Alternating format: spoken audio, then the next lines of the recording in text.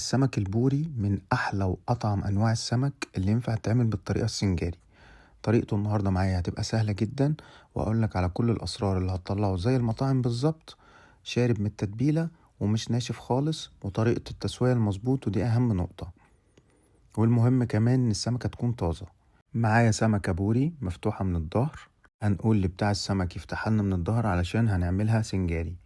وبعد ما نضفتها كويس وغسلتها كويس جدا، هبدأ بقى أعمل لها طبق كده أو زي صينية من الفويل. هحط بقى طبقتين في بعض علشان طبقة واحدة ممكن تتقطع، وهخلي الأطراف بتاعتها مرفوعة سنة لفوق علشان لو في سوائل نزلت أو حاجة ما تنزلش في الفرن. هنقفلها بقى تقفيلة مظبوط كده، ونتأكد إن احنا رفعنا كل الأطراف. وطبعا لازم نبقى دهنين الفويل زيت علشان السمكة ما تلزقش وتتحرق. هندي بقى رشة كمون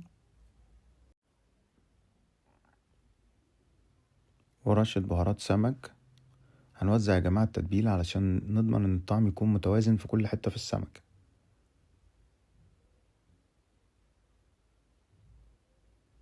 شوية زيت بقى، زيت زيتون او زيت عادي مش هتفرق، علشان بس يدوب التتبيلة دي ويدخلها جوه السمك.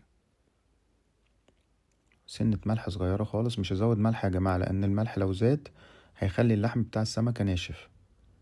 حاجة بسيطة جدا. هوزع بقى التتبيلة.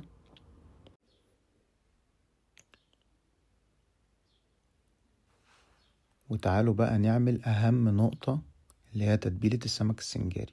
هحط معلقة كبيرة مستردة، وهعصر عليها نص ليمونة، وهحط معلقة من توابل السمك، وشوية ملح صغيرين برضو، وسنة كمون، وشوية زيت. هقلب كل ده. هنخلي القوام بتاع التتبيلة زي كده بالظبط يا جماعة، وبعدين بقى هنفرده على السمكة.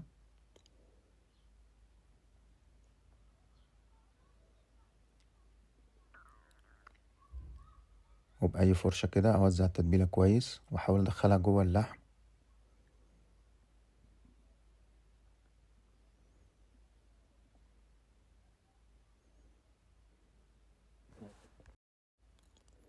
واحنا شغالين بقى في الخطوة دي لازم أكون مولع الفرن وموصله لدرجة حرارة 200 تقريبا. يعني أسخن الفرن جدا علشان اللحمة بتاع السمك ياخد صدمة من فوق وما يطلعش المية اللي فيه. ومش هحط عليه أي خضار دلوقتي خالص، هحط الخضار بعد ما ياخد الصدمة. هدخله الفرن بقى من 20 ل25 دقيقة. هيطلع زي ما انتوا شايفين كده. واضح جدا ان اللحم بتاع السمك شرب من التتبيلة، والطعم وصل لكل حتة في السمك حتى للشوك بتاع السمكة.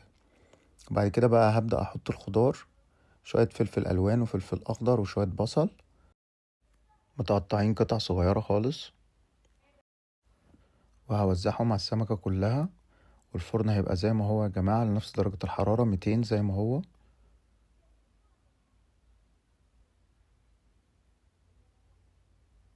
هدخلها بقى الفرن تاني، وهولع الشواية اخر دقيقتين. واتفرجوا الشكل طالع عامل ازاي. كده عملنا احلى واطعم سمك سنجاري، احلى من المطاعم بكتير، والطعم واصل لكل حتة في السمكة. وفي دقايق صغيرة جدا عملناها بالشكل ده. متنسوش بقى يا جماعة، لو عجبكم الفيديو اعملوا لايك واشتراك للقناة علشان نكبر مع بعض، وافضل انزل لكم الوصفات دي. بإذن الله هتجربوها هتعجبكم جدا، وبالهنا والشفا.